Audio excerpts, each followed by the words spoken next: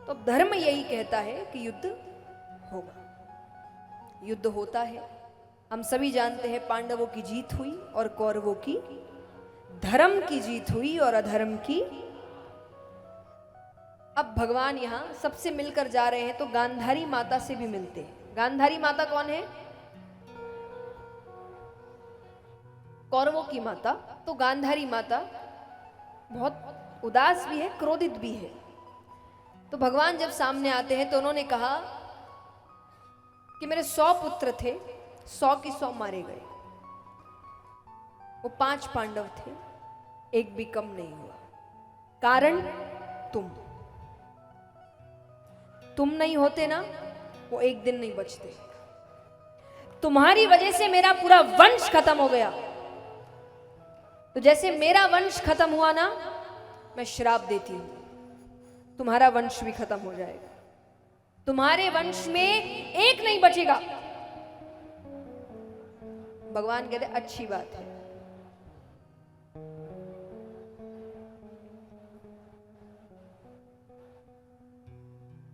भगवान कहते अच्छी बात है, मैं सोच ही रहा था उन्हें खत्म कैसे करूं।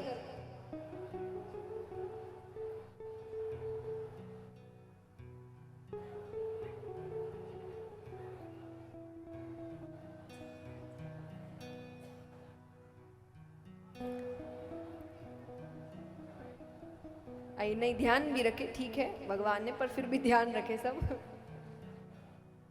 हाँ, खुद की वो भी सुनने आए हैं, लेकिन फिर भी आप भी ध्यान रखें। ऐसा नहीं कि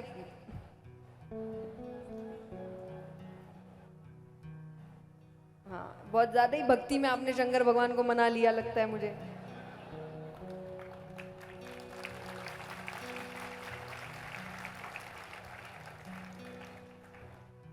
तो यहां पर भगवान ने कहा कि अच्छा है, मैं तो सोच ही रहा था उन्हें खत्म कैसे करूं।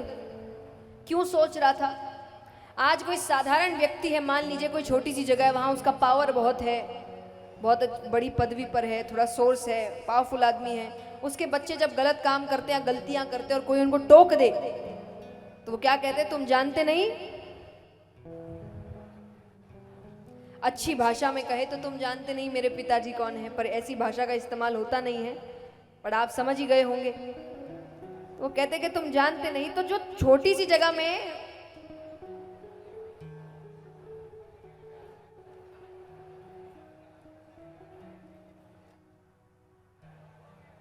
थोड़ा पीछे हो जाए, जो बीच में जगह है, आप लोग पीछे होइए थोड़ा। वो आप चौथी बार बोल रहे हैं अभी मुझे। थोड़ा फिर भी थोड़ा पीछे हो जाइए, अपनी सुरक्षा अपने हाथ है, पीछे हो जाइए थोड़ा, आपसे निवेदन है। बैठो बैठो।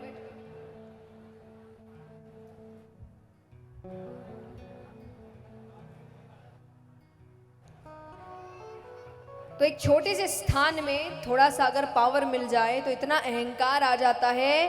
तो वो तो भगवान के बच्चे हैं। अब भगवान एक ही है, बाकी सब इंसान है, और इंसान अपने रंग दिखाता है, ये पक्की बात है। तो भगवान कहते मैं ऐसा कोई काम करना ही नहीं चाहता कि मेरे जाने के बाद ये कोई कहे कि मेरे वंशज है, मेरा परिवार है, मैं खत्म तो मेरे साथ सब खत्म। तो भगवान कहते मैं सोच ही रहा था, आपने मेरा काम आसान कर दिया। अब भगवान यहां चले जाते हैं, वो श्राप अपना असर दिखाता है। अब यहाँ पर पुत्र पौत्र इत्यादि खेल रहे हैं, कुछ संत बैठे हैं, उन्होंने सोचा थोड़ा हंसी मजाक किया जाए। एक व्यक्ति को स्त्री का वेश दिया गया, उसके पेट के आगे कपड़े लगाए गए, गर्भवती स्त्री। अब वो जाते हैं संतों के पास, आकर कह रहे ये मेरी पत्नी है, बताना इसके गर्भ में लड़का है कि लड़की। अब वो कहे कि हम अभी काम कर रहे हैं, आप जाइए, हम बाद में खेलेंगे, हम भी आपके साथ खेलेंगे, क्योंकि वो भी जानते ये कौन है। ऐसे संतों को बड़ी जल्दी गुस्सा आता है, पर इन पर गुस्सा आ नहीं सकता। इसी बात का तो डर था भगवान को कि कोई कुछ बोलेगा नहीं इनको। तो भगवान ने योग माया से कहा कि उनके मस्तक पर जाकर बैठो, उनको क्रोध आना चाहिए। ऋषियों को क्रोध आता है, क्रोध में आकर उन्होंने कहा जिस गर्भवती स्त्री का वेश बनाया है ना, उसी गर्भ की जगह एक लोहे का मूसल निकलेगा जो तुम्हारे पूरे वंश को खत्म करेगा। बच्चे डर गए। पेड़ के पीछे जाते हैं, कपड़े हटाते हैं तो सच में जहां गर्भ की जगह कपड़े लगाए थे वहां एक लोहे का मूसल निकलता है। उग्रसेन जी के पास गए तो वो एक बड़े पत्थर पर उसको घिस रहे हैं। नदी के पास एक बड़ा सा पत्थर है, घिसते घिसते इतना सा टुकड़ा बच गया। अब उनको लग रहा है इतने से क्या हो जाएगा, उसको नदी में फेंक दिया, उसको एक मछली निगल जाती है। अब यहाँ पर भगवान का भी जाने का समय है, भगवान सबसे मिलकर जा रहे हैं।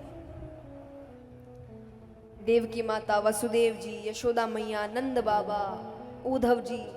देव की माता ने कहा अभी तक मैं तुम्हारे लिए जीवित थी, अब तुम नहीं तो मेरे 6 बच्चे वापस करो। जिनको कंस ने मारा था, भगवान 6 बच्चे वापस लेकर आते हैं। सबसे भगवान मिलके अब जाने लग रहे हैं। यहाँ पर पुत्र पौत्र इत्यादि के साथ क्या हुआ, सब मदिरापान करते हैं, अब एक दूसरे से लड़ रहे हैं। भगवान को तो सबको खत्म करना है, कारण बना के सब ने एक दूसरे को मारते मारते सबको खत्म कर दिया। बलदाऊ भैया भी उसमें बीच में आते हैं, सब खत्म। बचा कौन, श्री कृष्ण, उनको भी जाना है अब। तो भगवान यहाँ पर एक पेड़ के नीचे लेटे हुए हैं, पेड़ की पत्तियां पूर्ण रूप से उनको ढक कर रखी है। सामने से एक शिकारी जा रहा है। अभी कौन शिकारी है, जिसने उसी मछली को पकड़ा, उसको काटा, उसमें से वो हिस्सा निकला, उसको धार करके अपने तीर के आगे लगाया, वही सामने से। अब भगवान के पैरों की मणि चमक रही है, उसको लगा पत्तियों के पीछे हिरण है, आंख चमक रही होगी, उसने वो ही तीर निकाला। तीर खींचता है, तीर जाकर भगवान के पैरों पर लगता है। लीला है, जन्म दिखाया है तो मृत्यु भी दिखानी पड़ेगी, वरना कोई तीर भगवान को मार नहीं सकता। पर तीर लगता है, भगवान उठते हैं, देवी देवता भगवान को लेने आते हैं। वो शिकारी कहे मेरी वजह से आप जा रहे हैं, मैंने आपको मारा। भगवान कहते तुमने नहीं मारा, मैंने तुमसे करवाया। क्यों करवाया? बोले राम अवतार में मैंने तुम पे पीछे से वार किया था, तुम बड़े क्रोधित हुए थे। कौन? बाली। भगवान ने पीछे से वार किया था तो बहुत क्रोधित हुआ था। भगवान कहते इस अवतार में तुमने पीछे से वार कर दिया, हो गया हिसाब बराबर। मैं किसी का उपकार ऊपर लेकर, मैंने तुमको मारा, तुमने मुझे मार दिया, हिसाब बराबर। देवी देवता आते हैं और भगवान को अपने साथ लेकर चले जाते हैं।